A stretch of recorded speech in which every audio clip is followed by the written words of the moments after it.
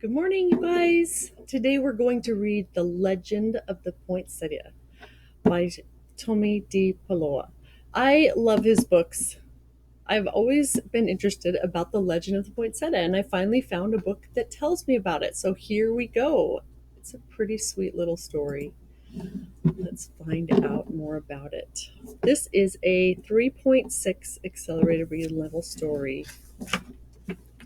See if we can zoom in a tiny bit. Perfect. The Legend of the Poinsettia. Some people call it a poinsettia. I don't know.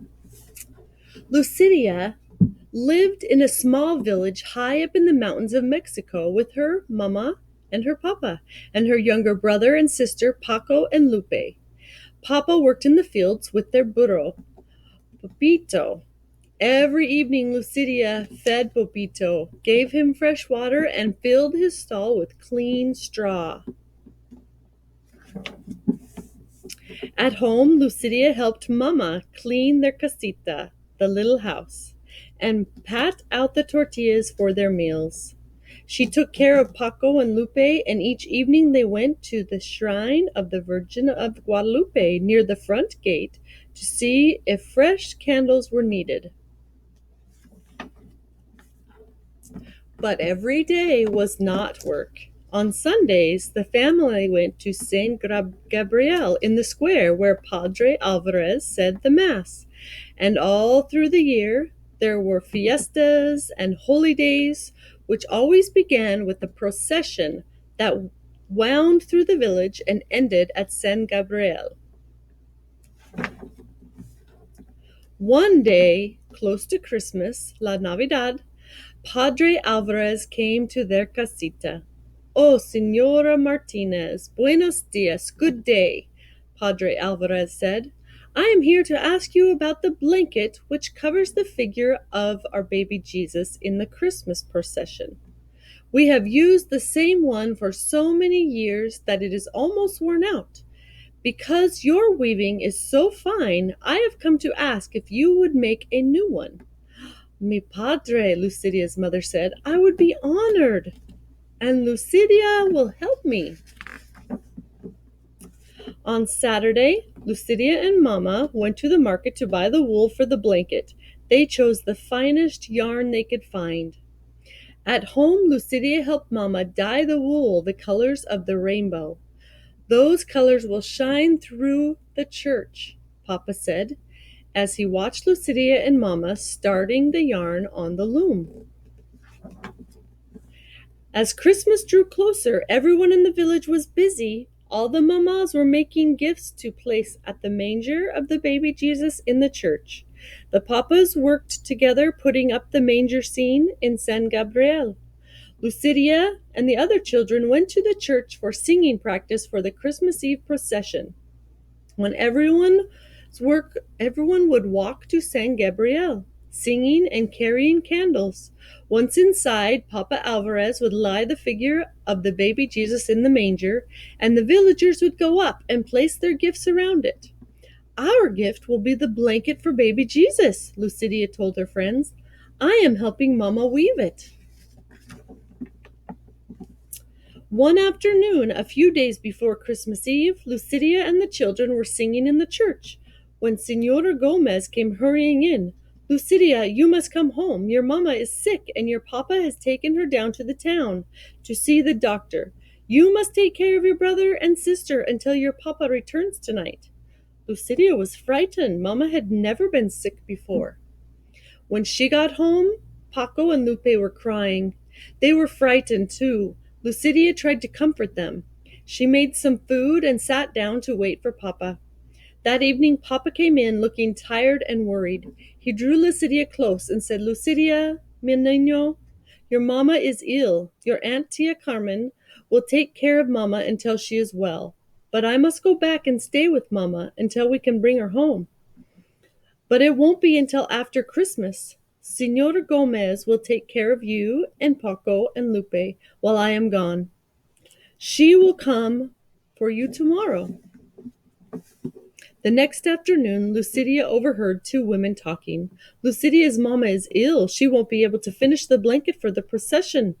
Isn't that a shame? See, the other woman said. We are all so disappointed. Padre Alvarez will have to use the old worn-out one.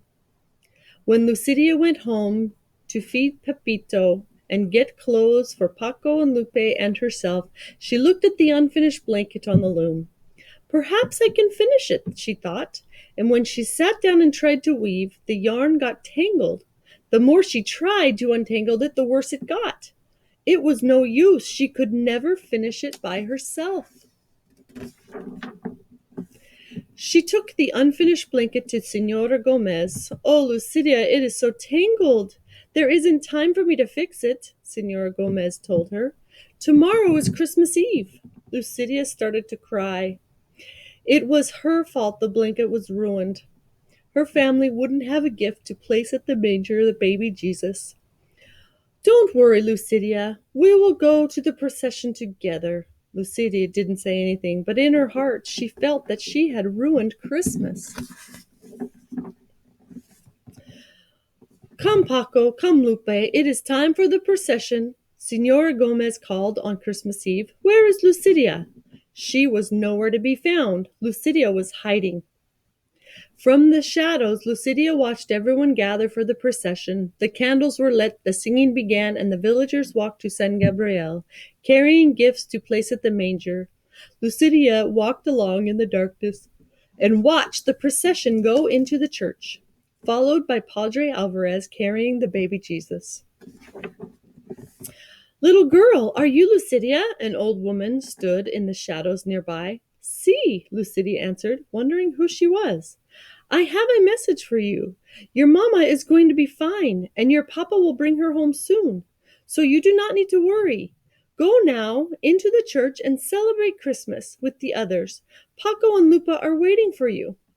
I can't, Lucidia told her. I don't have a gift for the baby Jesus. Mama and I were weaving a beautiful blanket, but I couldn't finish it. I tried, but I only tangled it up. Ah, Lucidia, any gift is beautiful because it is given, the old woman told her. Whatever you give the baby Jesus will love because it comes from you. But what can I give now? Lucidia said, looking around. A patch of tall green weeds grew in a tangle nearby. Lucidia rushed over and picked an armful. Do you think these will be all right? Lucidia turned to ask the old woman, but she was gone. Lucidia walked to the church. It was blazing with candles, and the children were singing as they walked quietly down the aisle with the bundle of green weeds in her arm. What is Lucidia carrying? A woman whispered. Why is she bringing weeds into the church? Another one mumbled. Lucidia reached the manger scene. She placed the green weeds around the stable. Then she lowered her head and prayed. A hush fell over the church. Voices began to whisper. Look at the weeds. Lucidia opened her eyes and looked up.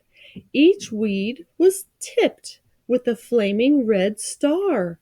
The manger glowed and shimmered as if lit by 100 candles. When everyone went outside after Mass, all of the clumps of tall green weeds throughout the town were shining with red stars.